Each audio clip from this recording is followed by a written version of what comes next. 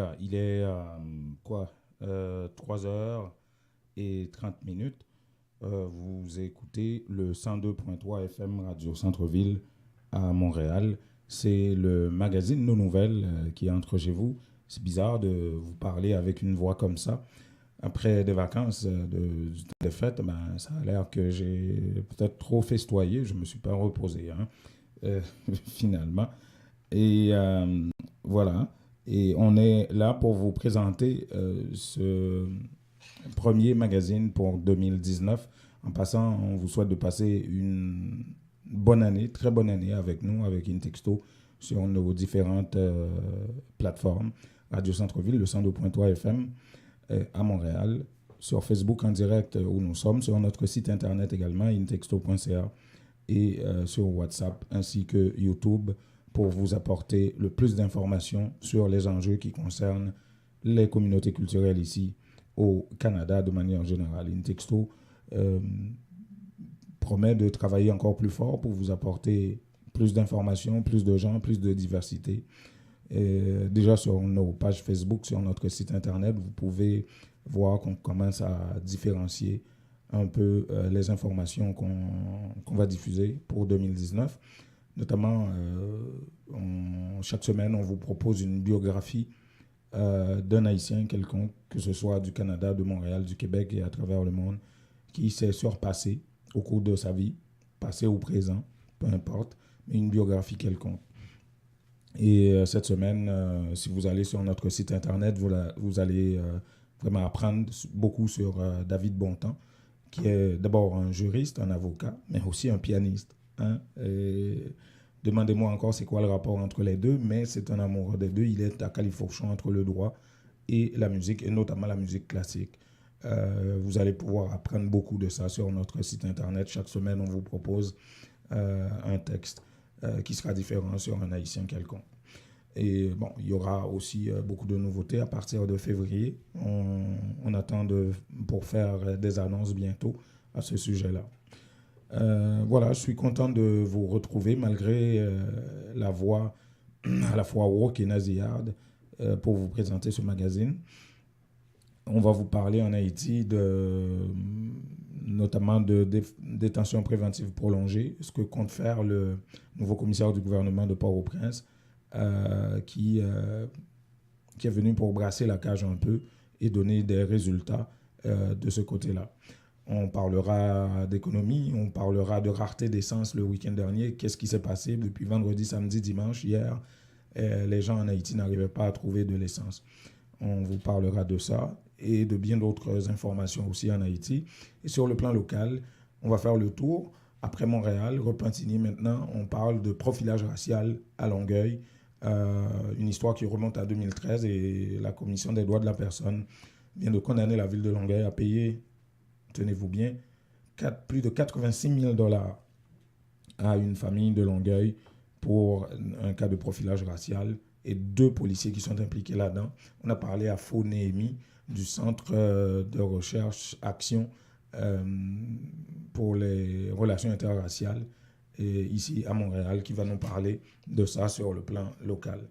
Voilà, on a un petit menu plutôt intéressant pour cette première édition de Nos Nouvelles sur les ondes du 102.3 FM. Bougez pas.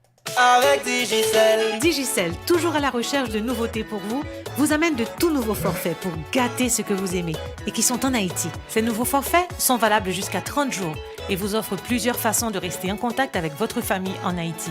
Par Internet et surtout par des appels et WhatsApp illimités. Restez connectés avec ce que vous aimez. Digicel vous offre plein de moyens de le faire. Ces forfaits sont disponibles chez tous les agents de Digicel, sur digiceltopup.com et sur l'application de Digicel Top Up. Termes et conditions applicables. Vous dormez mal la nuit, votre matelas vous donne des maux de dos.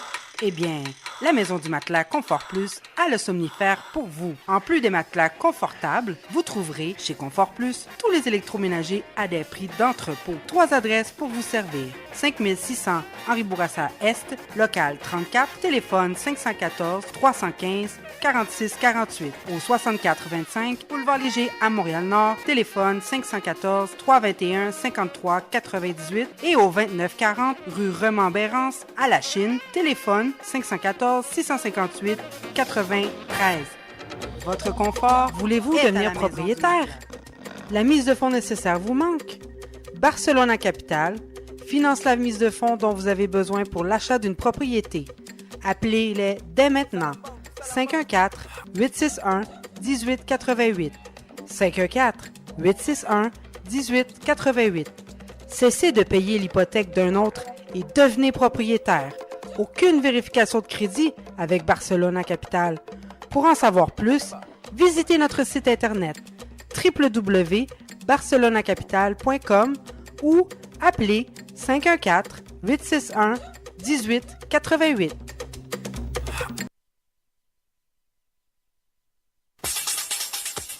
Ce reportage est une présentation de la Idealtel, l'unique solution pour effectuer les top-up de la Natcom. Pour devenir un agent de la Idealtel, appelez sans frais au 1-866-918-7622 ou idealtel.com.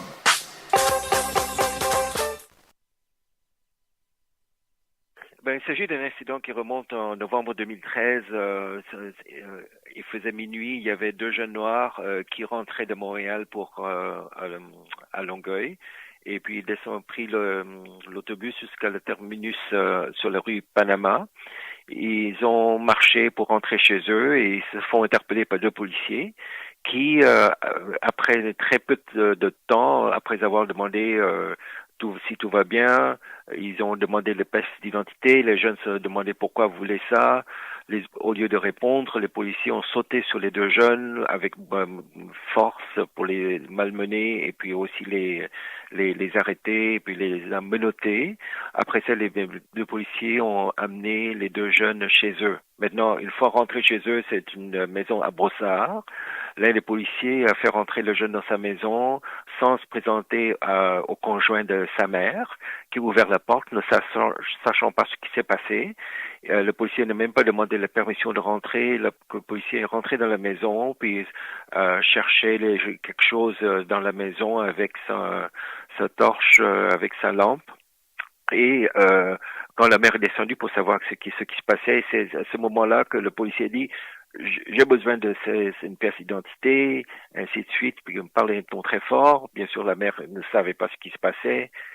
Elle est allée chercher la carte d'identité. Le policier l'a pris de sa main de manière très brusque.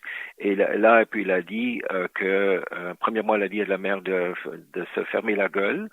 Elle utilise le mot F en anglais, qui est un mot assez d'insulte. Voilà. C'est la voix de Fo Niemi, qui dirige le centre de recherche-action en matière de relations interculturelles et qui défend de manière générale les victimes de profilage racial au Québec. Vous vous souvenez, dans l'histoire de Stanley Jossirin, ce jeune de Repentigny, Fo Niemi était très impliqué. Il avait aidé beaucoup dans cette affaire-là. Et justement, Fo Niemi s'occupait du cas de cette famille-là et les aidait à déposer des plaintes auprès de la Commission des droits de la personne pour profilage racial. Il vient d'expliquer la genèse de cette histoire-là qui remonte à 2013 et histoire dans laquelle 2 policiers de Longueuil sont impliqués. Et justement, ces policiers ont été condamnés ainsi que la ville de Longueuil a payé plus de 86 000 $, non seulement aux jeunes, mais aussi à leurs parents. On va écouter de nouveau Fo Niemi qui va nous parler du montant réclamé. La manière dont ça marche, c'est suivant. La commission émet sa décision, transmet sa décision au parti, et une décision de la commission n'a seulement un pouvoir de recommandation. C'est une sorte de mise en demeure des partis mis en cause de se conformer à ce que la commission recommande, à défaut de quoi il faut que la commission mène le dossier devant le tribunal des droits de la personne qui fait partie de la Cour du Québec.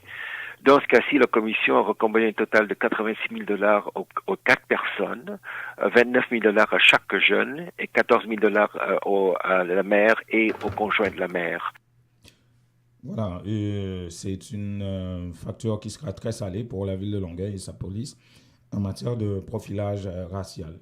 Mais ce qui est plus important, selon Fonémi, dans cette histoire, c'est pas le fait que la ville et sa police aient été condamnées à payer 86 000 dollars, mais c'est surtout les mesures, les recommandations, les mesures de redressement de la situation de profilage racial que la commission a recommandé à la ville de Longueuil. Et parmi ces recommandations, et parmi ces mesures, il y a une mesure qui a été recommandée à la ville de Montréal depuis des années. D'ailleurs, récemment, la commission des droits de la personne avait tapé sur les doigts de la ville de Montréal pour ça, sur le fait qu'il n'y a pas de statistiques et qui soient rendues publiques par rapport aux arrestations versus les arrestations des personnes racisées versus les personnes blanches. Et la commission demande depuis plusieurs années que la ville de Montréal tienne ces données-là et les rende publiques. Et jusqu'à présent, la ville de Montréal ne le fait pas. Et voilà-t-il pas que la commission essaye de demander à la ville de Longueuil la même chose. Et on va voir si la ville de Longueuil va le faire. On va écouter de nouveau Fonémi.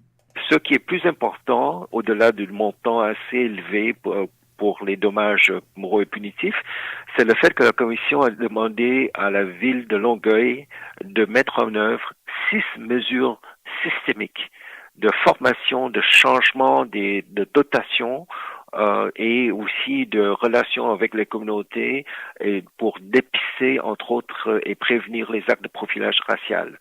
La commission a demandé aussi que la ville de Longueuil prennent en compte l'origine ou l'appartenance raciale de toute personne faisant l'objet d'une intervention policière, et ce pour éventuellement analyser et déterminer si les personnes de couleur sont disproportionnellement interpellées ou maltraitées ou accusées, ainsi de suite. Mais la commission demande ça depuis des années à la ville de Montréal qui refuse de le faire. Exactement, sauf que maintenant c'est la ville de Longueuil. Et donc je crois que cette recommandation en soi est importante parce que ça démontre, comme dans le cas de l'Ontario récemment et dans d'autres juridictions, que désormais il faut tenir compte dans les statistiques, dans les rapports de police, de l'origine raciale des gens qu'on interpelle, afin de mesurer et de déterminer si des personnes racisées sont disproportionnellement interpellées, détenues, arrêtées, accusées, ainsi de suite.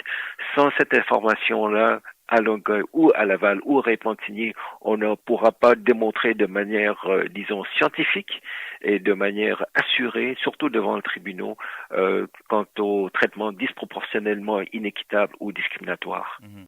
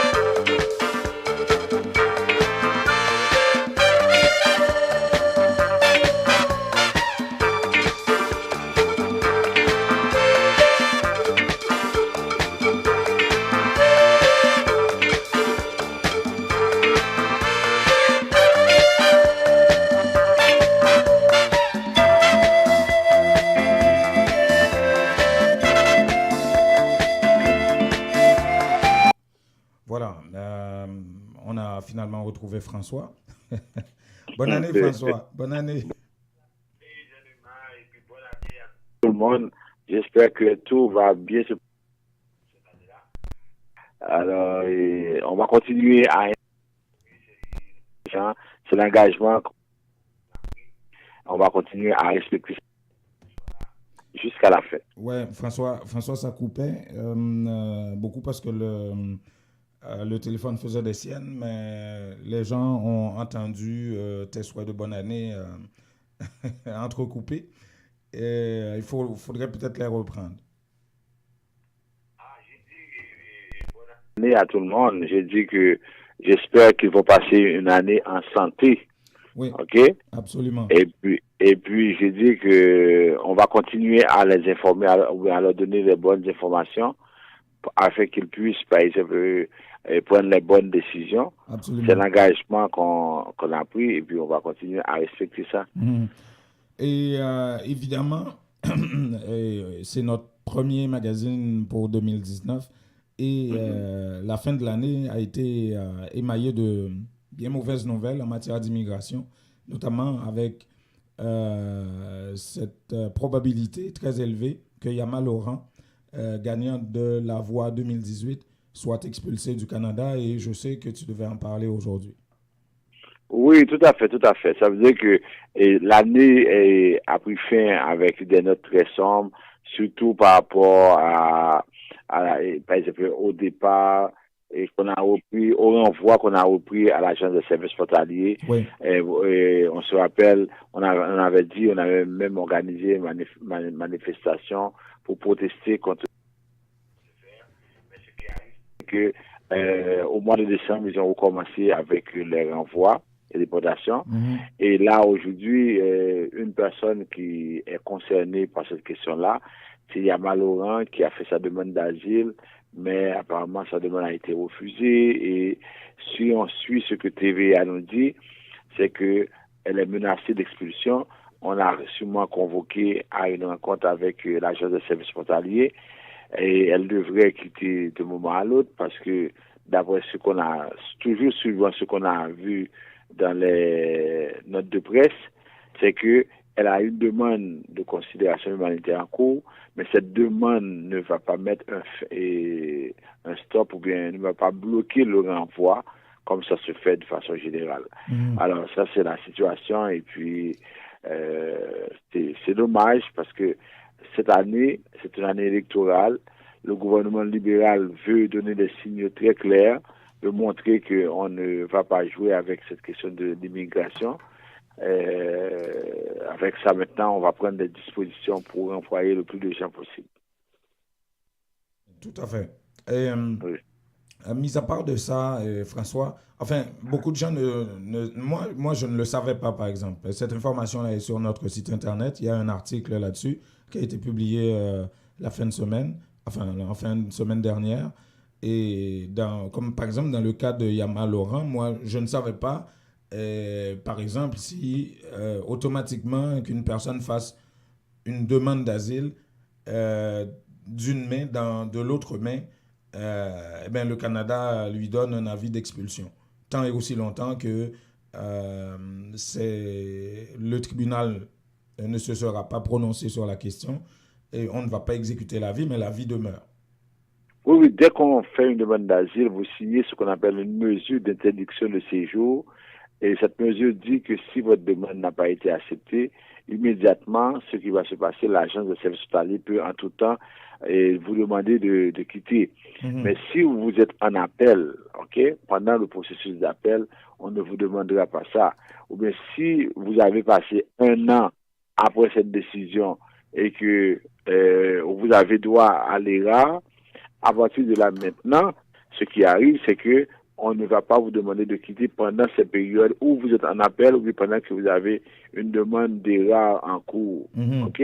C'est ça, et vous ne pouvez pas faire ça. Si vous avez une demande pour des motifs humanitaires, on peut en tout temps vous expulser aussi. Oui, en tout temps. Ça veut dire que ça ne vous empêche pas de quitter parce que la demande humanitaire ne peut pas, par exemple, vous garantir de rester sur le sol canadien. Alors, c'est ça, et de toute façon, on a appris vraiment, on ne savait pas que Yama était dans cette situation-là, mais pour le gouvernement, c'est sûr que ça va se faire, et puis c'est très rare qu'on puisse faire quelque chose, parce que ce qui arrive, c'est que si on fait quelque chose pour elle, les autres vont dire également la même chose, et dans ces cas-ci, il ne fallait pas vulgariser ou bien donner ces informations-là comme ça. Oui, effectivement. Donc ça la met encore, ça l'expose encore à plus de danger. C'est ça. Oui, Tu avais d'autres nouvelles pour nous? Oui, il y a le ministre de l'Immigration, M. Ahmed Hussein, qui a annoncé également à Calgary que le gouvernement va pouvoir rattraper le retard de traitement des demandes d'asile. Parce que actuellement, généralement, il y a à peu près 64 000 de demandes d'asile qui sont en traitement. 64 000. Ouais. Il y a 35 000 qui concernent les immigrants irréguliers, ceux qui sont arrivés par le chemin Roxane. Ouais. Alors, je crois que les délais d'attente sont de 2 ans maintenant, François, oui? Oui, 2 ans, et puis on va essayer de faire tout le nécessaire pour pouvoir traiter ces dossiers. Il y a des mesures qui ont été prises. On a nommé de nouveaux commissaires, et puis on est en train de travailler pour pouvoir, par exemple, trouver des solutions. Mais il y a une personne qui a été, qui a eu aussi le mandat de l'immigration, de faire une analyse, de faire une évaluation sur la commission de l'immigration. Elle s'appelle Neil Yit. OK? Et cette personne, vous savez ce qu'elle a recommandé? Quoi? Elle a recommandé que la commission soit sous l'autorité de l'immigration. Oui, mais il y a des gens qui redoutent ça un peu. Oh, mais si on ne parlera plus de tribunal indépendant, si jamais cette proposition-là passe, à ce moment-là, on n'aura plus une commission indépendante. Alors, ça va dépendre des politiques appliquées par le gouvernement. Alors, ça, c'est la pire des choses qui pourraient arriver. OK? Alors, c'est ce qu'elle a recommandé. Elle a dit que la commission de l'immigration a une tradition d'accumuler des retards. Ça veut dire que si on veut réduire ça, il faudrait qu'une fois pour toutes, on fasse ça. Mais je pense que c'est la pire des décisions.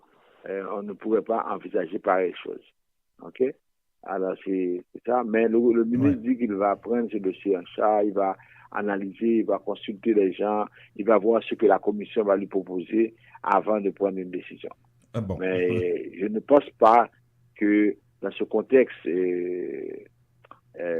politique, où il y a une année électorale, je ne pense pas que le gouvernement puisse agir ou puisse prendre une décision en ce sens-là. Et puis d'un côté comme de l'autre, c'est pas souhaitable que des décisions comme ça soient tombées entre des mains politiques. Parce qu'on peut faire ce qu'on veut avec ça, là. Le Canada a une réputation à travers le monde d'avoir un système d'octroi d'asile à la fois juste et équitable. Oui, mais surtout indépendant. Oui, si aujourd'hui on laisse au gouvernement le choix de décider, c'est sûr que si on a affaire à un gouvernement conservateur comme celui de M. Harper, on va dire que les gens ils sont condamnés.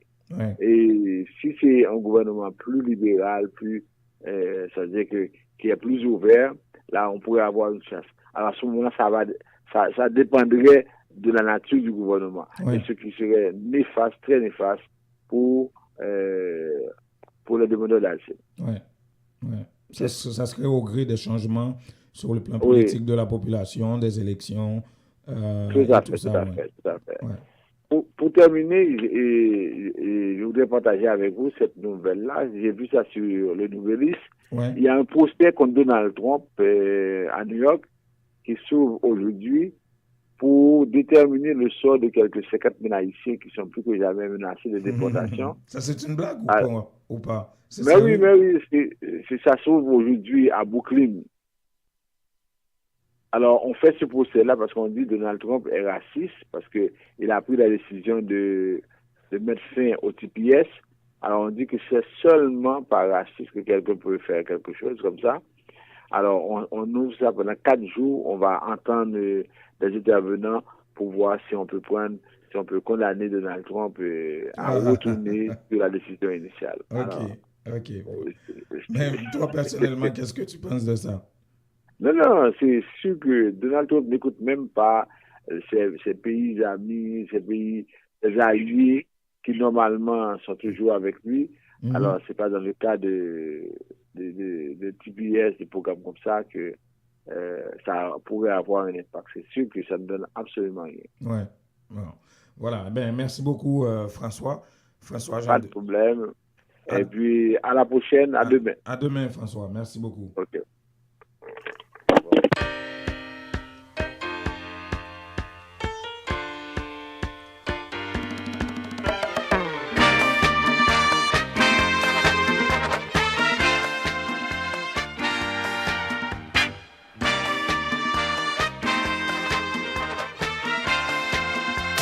Digicel. Digicel, toujours à la recherche de nouveautés pour vous, vous amène de tout nouveaux forfaits pour gâter ce que vous aimez et qui sont en Haïti. Ces nouveaux forfaits sont valables jusqu'à 30 jours et vous offrent plusieurs façons de rester en contact avec votre famille en Haïti. Par Internet et surtout par des appels et WhatsApp illimités. Restez connectés avec ceux que vous aimez. Digicel vous offre plein de moyens de le faire. Ces forfaits sont disponibles chez tous les agents de Digicel, sur digiceltopup.com et sur l'application de Digicel Top Up. Termes et conditions applicables.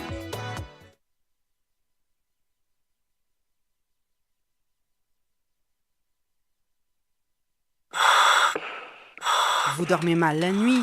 Votre matelas vous donne des maux de dos?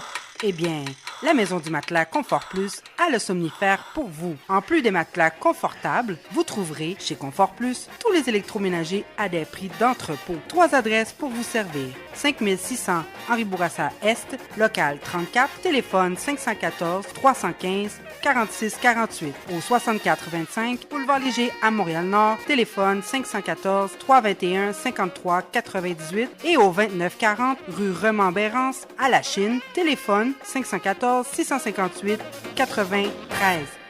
Votre confort est à la Maison du Matelas.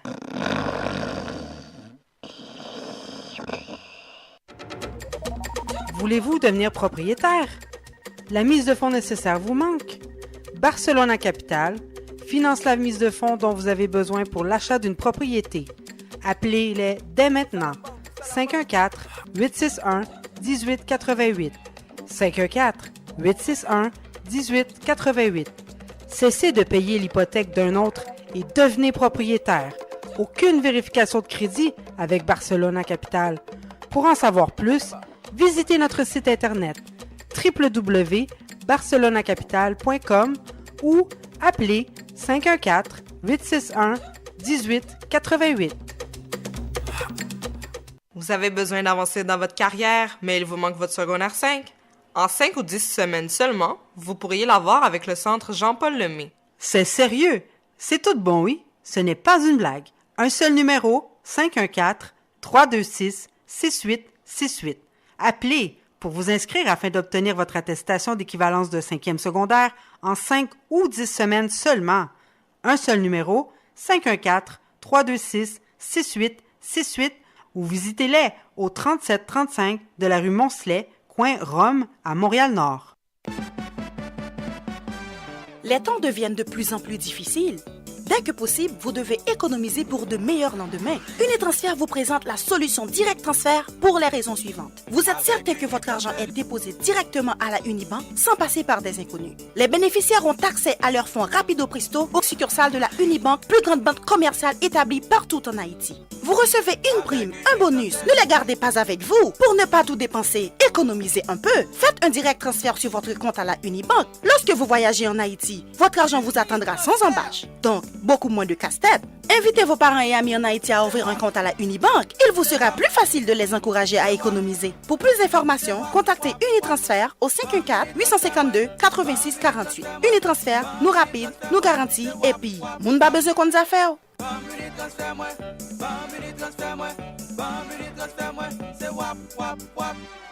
Ou al faire affaire avec une compagnie de green gauche tête bobèche pour régler dossier immigration au Canada pour te faire économie bout de chandelle ou à venir plein on prend refus parce que dossier mal préparé, formulaire t'es mal rempli ou même qui te voulait ça me t'es parlé. Tu vois, pour le même genre de dossier, T George WhatsApp, Fanny, Madame Joe Facebook et moi-même avions tous obtenu satisfaction pour avoir fait affaire avec Vision Max Service, cabinet spécialisé en immigration. Vous qui rêvez d'immigrer, d'étudier au Canada ou tout simplement de visiter le pays, Vision Max Service. Vous comptez demander un super visa, venir investir ou vous établir en tant que travailleur qualifié. Vision Max Service, un label de qualité. Vision Max Service, c'est le travail de professionnels qui étudie, traite, suivent votre dossier. Il vous conseille, vous encadre, vous accompagne dans toutes vos démarches pour des résultats 100% excellents. 273 Lalu, coin Ruelle Vaillant, Port-au-Prince, Haïti. Téléphone 48 20 78 18, 22 09 76 82. Montréal 438 876 93 98.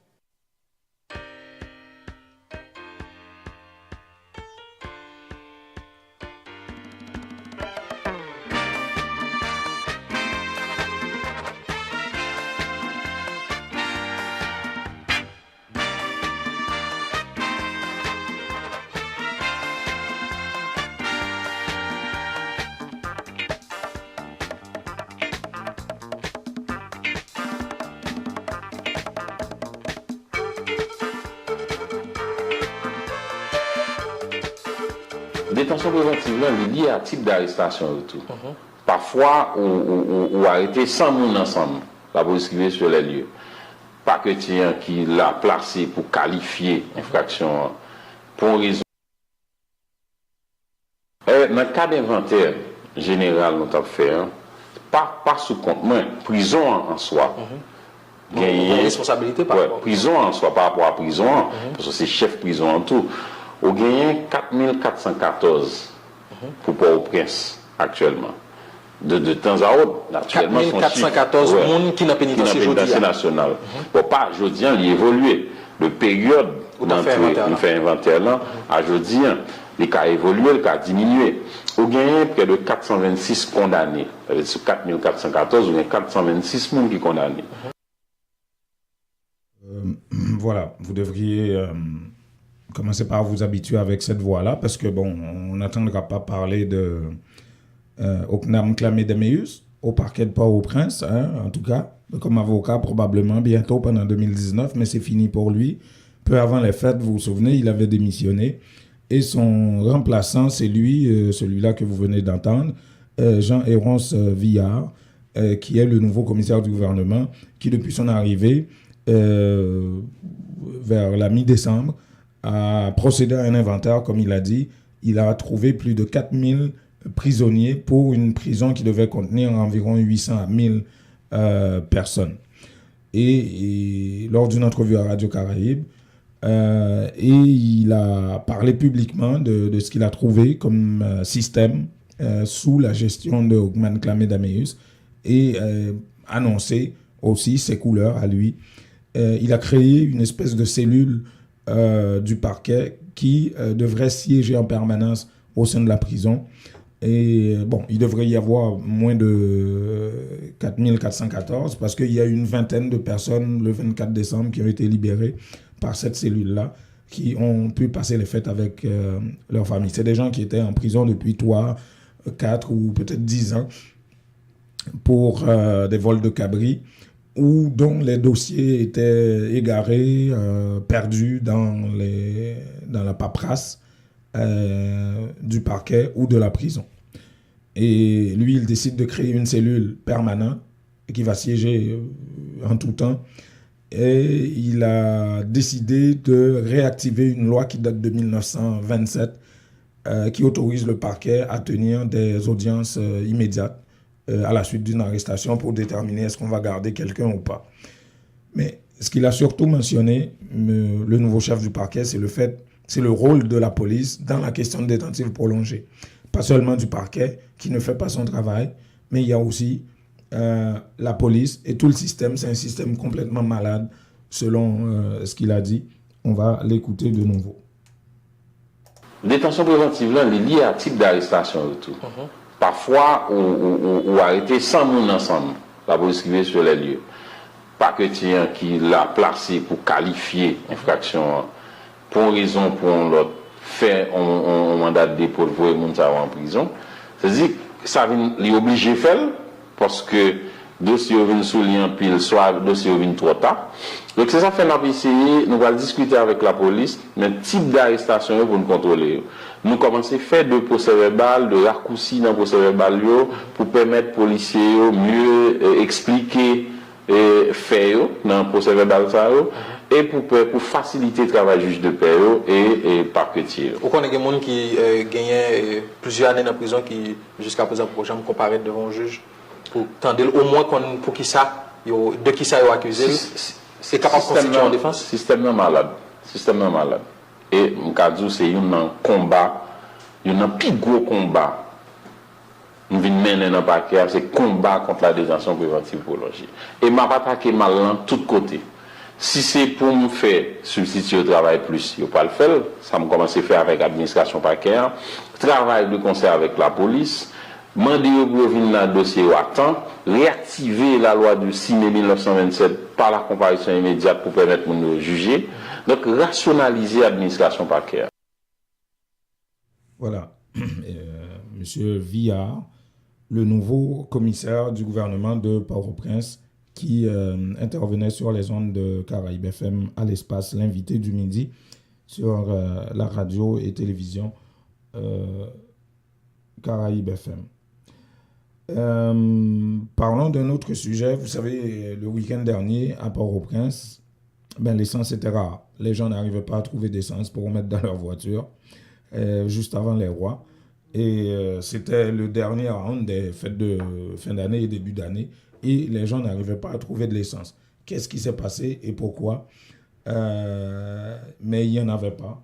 Voici Ignace Saint-Fleur, responsable du bureau de monétisation, BMPAD, et qui s'occupe de ces questions-là. Ça qui passe entre vendredi et matin, c'est des problèmes liés aux procédures dans le cas de transfert que nous avons effectué jeudi et vendredi. Il faut une confirmation de transfert. Il y a des transferts que nous avons fait vendredi autour de 2h, 3h. Il n'est pas finalisé ce matin, il n'a pas abouti. Moi, déjà dans le bureau, moi, m'attends c'est l'ouvrir pour nous encourager, peut effectuer le transfert rapidement pour une confirmation. Pour nous voir les traders, comme ça, pour nous envoyer les bateaux à capitaine pour capable libérer le carburant. Il faut que moi dise que, hier, dans la rue, moi, les gens peuvent acheter gaz à Nandoum, comme quoi, pour le gagner, ils ont raté une pénurie, puis on fait marché noir avec lui. Ce que nous constatons matin, depuis 5h30 du matin, comme dehors, m'a regardé moi quelqu'un qui a pas gaz mais moi de monde avec petit canon dans la rue qui a demandé monde pour acheter gaz dans mer. Monde ça yo fait corvée. Yo fait corvée dans la mesure où matin c'est la police disponible rapidement en attendant gasoline plus tard. Voilà, Ignace Saint-Fleur qui parlait de la situation qui a régné le week-end dernier en Haïti où l'essence était plutôt rare dans la capitale. Parlons d'économie, de finances toujours. Et le ministre des Finances a accordé une entrevue, une importante entrevue à Kessner Farrell pendant les fêtes de fin d'année à son émission sur les ondes de Radio Métropole où il a parlé de manière générale de la situation économique en Haïti. Luc Nergao nous fait un compte-rendu de tout ça, de la rencontre entre Kessner Farrell et Ronald Décembre. Ou qu'on solde qui affiche un déficit de 168 millions de dollars. C'est ça chiffre. Ou gagner importation qui croît de 26%, alors que exportation seulement de 8,7%. Si vous regardez compte courant, des déficits de 377 millions de dollars. Si souvent on semble l'oublier, l'État ne reçoit pas de salaire. Ses sources de revenus sont donc les taxes et les impôts, à côté des dons et des financements. Le ministre Ronald Décembre énumère donc parmi les difficultés rencontrées les troubles sociopolitiques. Le premier trimestre de l'année fiscale a été mouvementé et c'est le Trésor public qui en paie le prix, affirme le grand argentier. Récemment là, t'es une manifestation, t'es une grève là, nous faisons 4 à 5 jours de grève là, sur les recettes là, nous faisons 5 jours, 6 jours sans recettes. Parce que mon tableau même qui a bon recette chaque jour. Si on paye 2 gouttes, moins 2 gouttes là. Quel que soit le point sur le territoire là, on paye un impôt au niveau de la douane, il paraît. Regardez pendant 6 jours, pendant tout l'autre monde a pris, ça pas de problème. Moi-même, ça a fait mal parce que faut moins de ressources. Quand ça va mal, les autorités doivent développer d'autres stratégies pour collecter plus de ressources. Et c'est ainsi que les impôts indirects ont augmenté et que le barème de l'impôt sur le revenu a été modifié. Alors que la classe moyenne crie au scandale, arguant qu'elle est pénalisée, Ronald Décembre, lui, parle de justice fiscale. Son transfert de richesse qui fait là, de monde qui a plus de revenus, qui est capable, qui est obligé de contribuer à monde qui a moins de revenus. Le fait qu'on ait un salaire qui permet que ou capable de gagner un autre niveau de salaire qui est taxé plus bas, ça déjà fait que nous pouvons mettre un revenu qui de 0 à 150 000 gouttes là, pour tenir compte de l'inflation à la donne, parce que là, il est taxé à 0%. S'il est vrai qu'il reconnaît qu'il y aura des turbulences, le ministre annonce des redressements dans certains domaines. La modernisation des structures de collecte ou encore la rationalisation des dépenses de l'État, des dispositions qui devront donner des résultats, affirme M. Décembre. Entre-temps, il plaide pour le renforcement de la production à travers notamment l'agriculture, un secteur qui commence à porter des fruits. En dépit de poids que le secteur textile la gagne en exportation, on prend en compte que l'année passée, bien entendu, un effort considérable que l'exportation de l'huile essentielle et de cacao, de 47% et de 18%. Au niveau de l'huile essentielle là, il est passé de 37 milliards à 54 milliards. Et cacao à lui-même, il est passé de à peu près 2 millions de dollars. Voilà.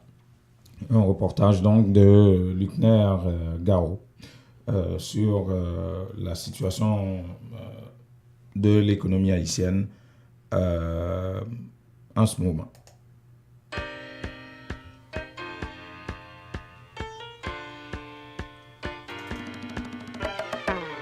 Nous réussissons d'ouvrir 2 comptes. La banque Unibank.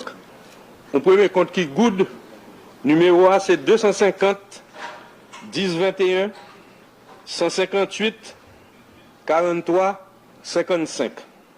Mon deuxième compte qui dollar, continue à dire dollar vet, 250, c'est numéro A, 250 10 22 158 43 63. Est-ce que... Voilà.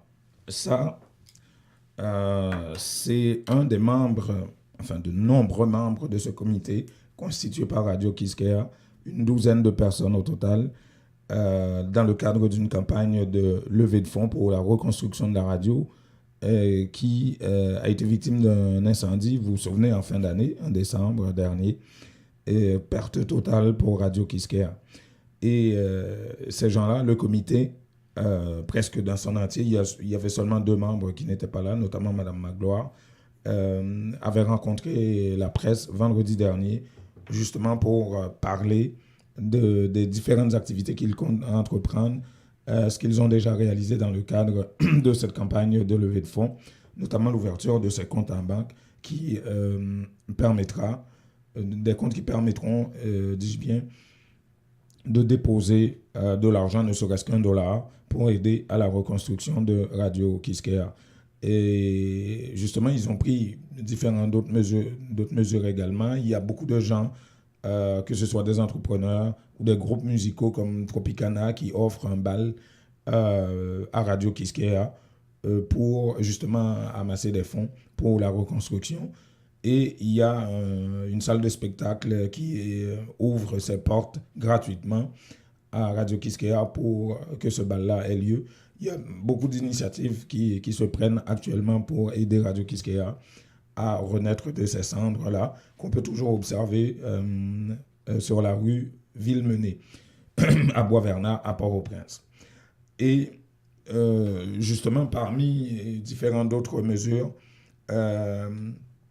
il y a ces comptes-là qui sont ouverts chez Unibank, mais le comité a jugé bon de traiter avec à la fois Western Union, avec CAM, avec Unitransfer et d'autres maisons de transfert en ce qui a trait aux Haïtiens à l'étranger qui voudraient aider et contribuer à la reconstruction de Radio Quisqueya. Nous vous invitons à écouter de nouveau un autre membre du comité qui va nous parler justement de ce réseau qu'il compte mettre sur pied en vue d'amasser des fonds.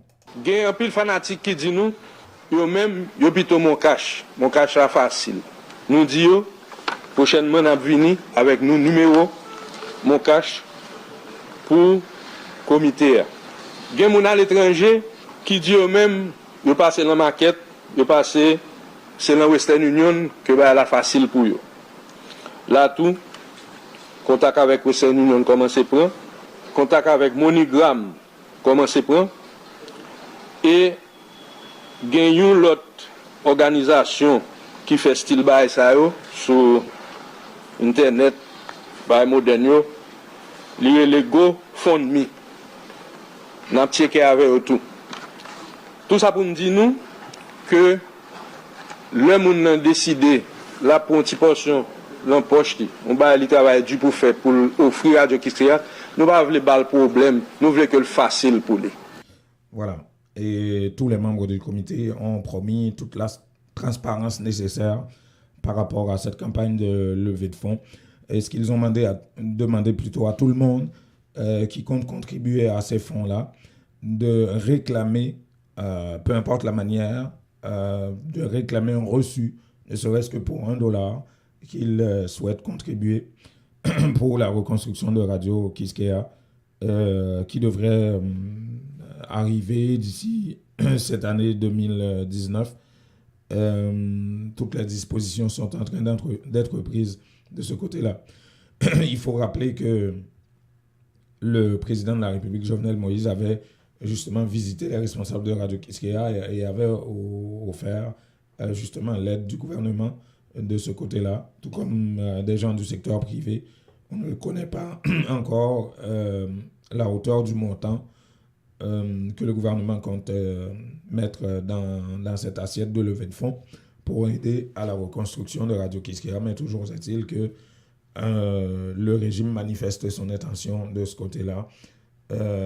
Mais les responsables de Radio Quisqueya ont surtout exprimé le souhait que du côté de l'État, des mesures soient prises afin de renforcer la capacité du service des incendies de Port-au-Prince, capacité d'intervention, puisque les pompiers sont arrivés plus de 2 heures après l'incendie, ce qui a fait en sorte que Radio Quisqueya a été une perte totale.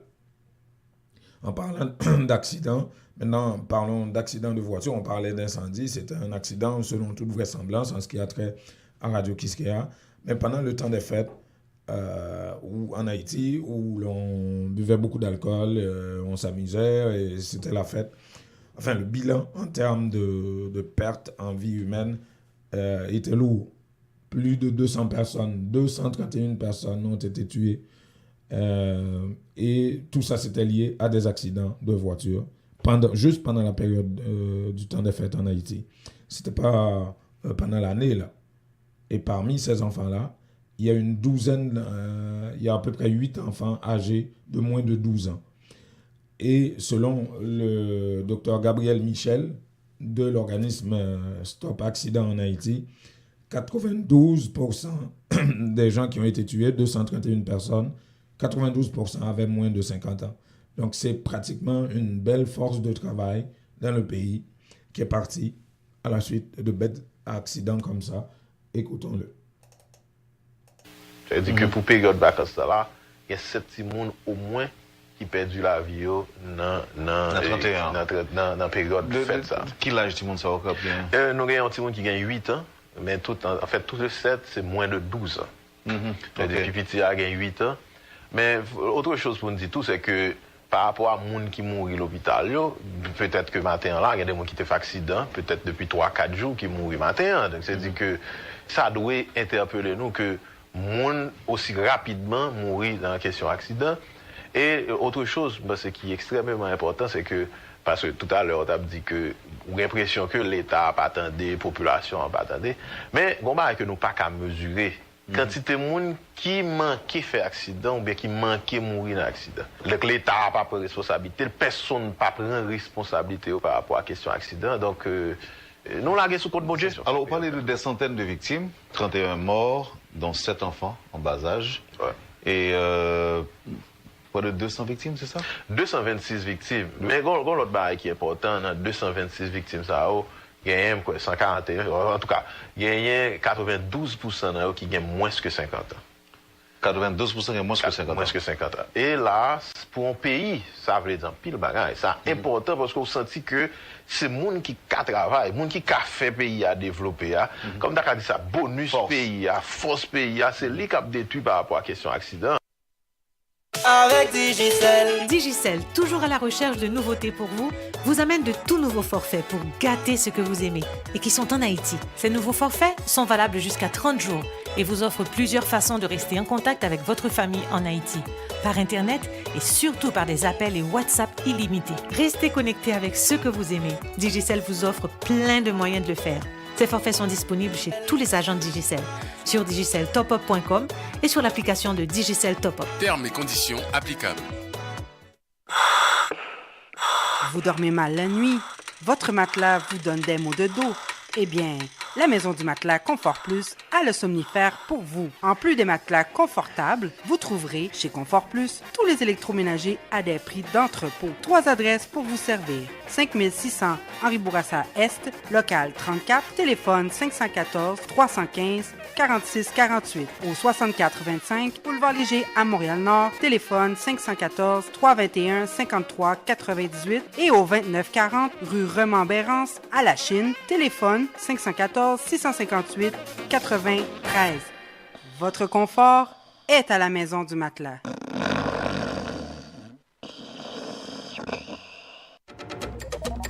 Voulez-vous devenir propriétaire? La mise de fonds nécessaire vous manque? Barcelona Capital finance la mise de fonds dont vous avez besoin pour l'achat d'une propriété. Appelez-les dès maintenant. 514-861-1888. 514-861-1888. Cessez de payer l'hypothèque d'un autre et devenez propriétaire. Aucune vérification de crédit avec Barcelona Capital.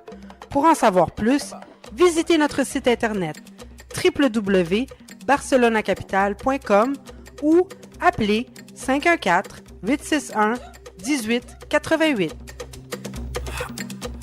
Vous avez besoin d'avancer dans votre carrière, mais il vous manque votre secondaire 5? En 5 ou 10 semaines seulement, vous pourriez l'avoir avec le centre Jean-Paul Lemay. C'est sérieux? C'est tout bon, oui? Ce n'est pas une blague. Un seul numéro, 514-326-6868. Appelez pour vous inscrire afin d'obtenir votre attestation d'équivalence de 5e secondaire en 5 ou 10 semaines seulement. Un seul numéro, 514-326-6868 ou visitez-les au 3735 de la rue Moncelet, coin Rome, à Montréal-Nord. Les temps deviennent de plus en plus difficiles.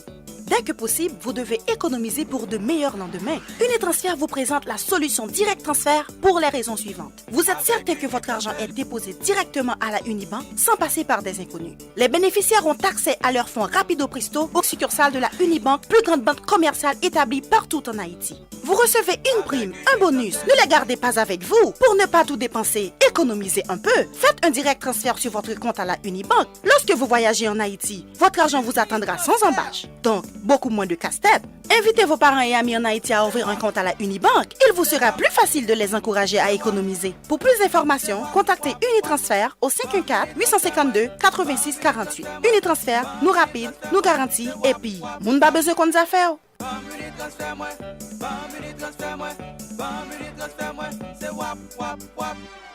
Ou al fait affaire avec une compagnie de green gauche tête bobèche pour régler dossier immigration au Canada pour te faire économie bout de chandelle ou vinn plein on prend refus parce que dossier mal préparé, formulaire t'es mal rempli ou même qui te voulait ça me t'es parlé. Tu vois, pour le même genre de dossier, Ti George WhatsApp, Fanny, Madame Joe Facebook et moi-même avions tous obtenu satisfaction pour avoir fait affaire avec Vision Max Service, cabinet spécialisé en immigration. Vous qui rêvez d'immigrer, d'étudier au Canada ou tout simplement de visiter le pays, Vision Max Service. Vous comptez demander un super visa, venir investir ou vous établir en tant que travailleur qualifié. Vision Max Service, un label de qualité. Vision Max Service, c'est le travail de professionnels qui étudient, traitent, suivent votre dossier. Ils vous conseillent, vous encadrent, vous accompagnent dans toutes vos démarches pour des résultats 100% excellents. 273 Lalu, coin Ruelle Vaillant, Port-au-Prince, Haïti. Téléphone 48 20 78 18, 22 09 76 82. Montréal 438 876 93 98.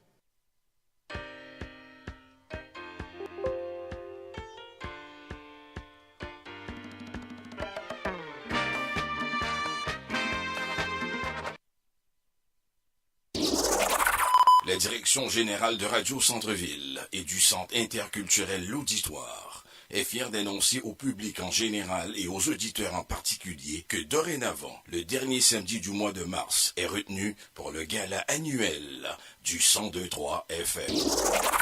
Oui, la vraie soirée de la diversité culturelle à Montréal va enfin avoir lieu. Lusophone, hellénique, hispanophone, anglophone, francophone, arabophone et créolophone se donnent rendez-vous sous un même toit dans une ambiance féerique afin de donner vie à 5 FM, la vraie radio de la diversité au Québec. La fête va être belle.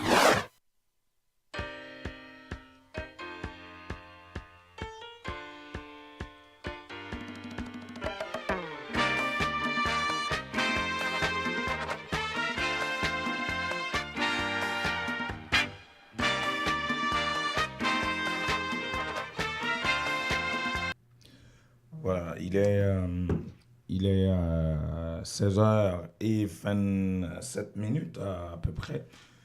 Nous arrivons à la fin de cette émission pratiquement. Premier magazine Nos Nouvelles sur les ondes du 102.3 FM, Radio Centre-Ville à Montréal pour 2019. Et malheureusement, la voix n'était pas au rendez-vous. Et on a débarqué en 2019 avec un rhume. La voix est devenue plutôt grave, rauque, et puis nasillarde, qu'est-ce que vous voulez. Désolé de vous imposer ça, mais il fallait réaliser ce magazine. Et on a réussi à faire ce qu'on a pu pendant 60 minutes d'informations qu'on vous a proposées. Et on vous a parlé aussi des nouveautés que Intexto vous prépare, que ce soit sur son site internet, mais aussi sur ce plateau. Des nouveautés qu'on devrait annoncer d'ici février. On y travaille. Et le moment venu, on va vous présenter ça rapidement dès février prochain. Toute la refonte à laquelle on a pensé pour vous pendant les fêtes de fin d'année et pour vous proposer ça. Et on devrait renforcer l'équipe, on commence à le faire. On a collaboré avec l'émission Empreinte pendant 2 semaines. Vous les avez entendus là, sur les ondes de Radio Centre-Ville. Ronnie Sanon qui nous présentait justement beaucoup de portraits d'Haïtiens qui ont réussi des choses ici, et des modèles pour des jeunes, des communautés noires, des communautés culturelles de manière générale. Et on songe à continuer dans la même veine, puis on verra. Et aussi, on aura beaucoup d'ouverture sur beaucoup de communautés culturelles également, qui ont leur grain de sel à apporter dans la constitution de ce média, des communautés culturelles plutôt fortes, et pour justement vous informer, vous tenir au courant de ce qui se passe, des enjeux qui vous concernent, évidemment, ici au Québec et au Canada de manière générale. C'est une année électorale également, n'oubliez pas, et on va suivre ça beaucoup. On a suivi les élections québécoises en 2018. On a vu ce que ça a donné, beaucoup de débats. C'était surtout tourné autour de l'immigration. Est-ce que ça va être le cas au niveau fédéral? On verra si l'immigration va être au cœur de ces élections fédérales nationales. Voilà, merci d'avoir supporté cette voix pendant 60 minutes et j'espère qu'elle sera meilleure demain.